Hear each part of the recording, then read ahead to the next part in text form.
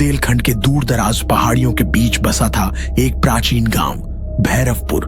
यहाँ का इतिहास जितना पुराना था उतना ही रहस्यमय और भयावह भी।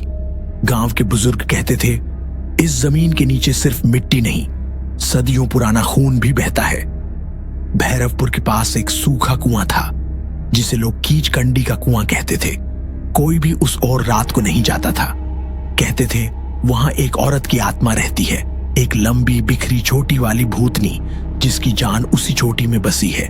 वो न ज्यादा बोलती है न ज्यादा दिखती है, लेकिन उसकी चोटी वो सांप की तरह लहराती हुई चलती है और जिसे जकड़ ले उसका शव ही लौटता है, बाल पूरी तरह उड़ चुके।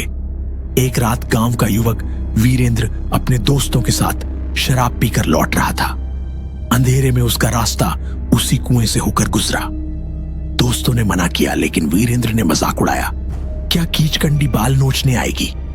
वो हंसा, लेकिन अचानक सब शांत हो गया। कुएं के पास से एक सर्द हवा चली और उसी के साथ आई एक अजीब गंध जले हुए बालों की। वीरेंद्र चौंका, तभी उसके पैरों में कुछ रेंगता हुआ महसूस हुआ, एक मोटी गीली सी चोटी। वो चिल्लाया, लेकिन उसकी आवाज वहीं दब गई। अगली सुबह कुएं के पास उसकी लाश मिली, सिर पूरी तरह गंजा। गांव में हड़कंप मच गया।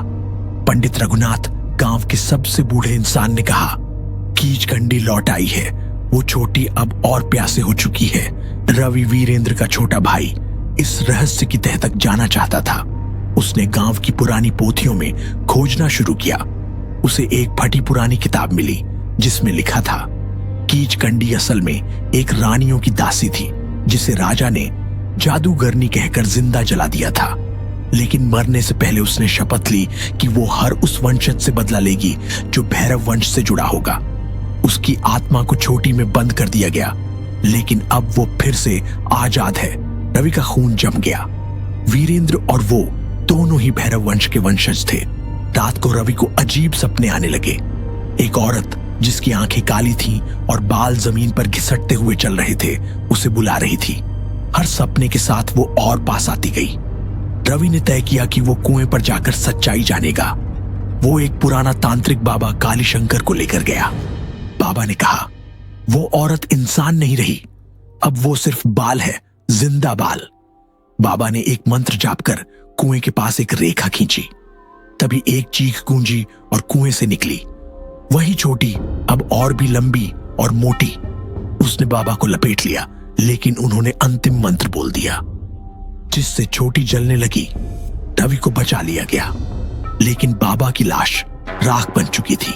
रवि अब जान चुका था कि कीचकंडी की आत्मा की चोटी को तब तक कोई नहीं मार सकता जब तक उसका असली सिर नष्ट न हो, जो कुएं के नीचे एक चंदन की लकड़ी के बक्से में बंद था। रात को रवि ने खुद को चोटी का शिकार बनने दिया।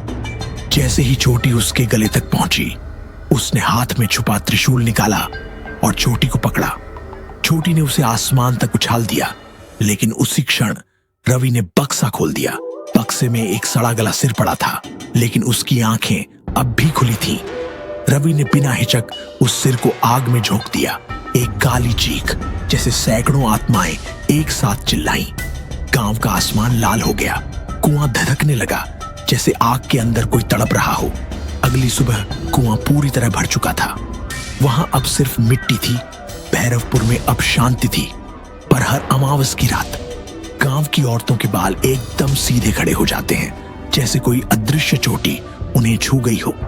रवि गांव छोड़कर जा चुका है, लेकिन आज भी वो हर रात सोते वक्त अपने सिर को ढककर सोता है, क्योंकि उसे पता है चोटी जलाई गई थी पर आत्मा नहीं।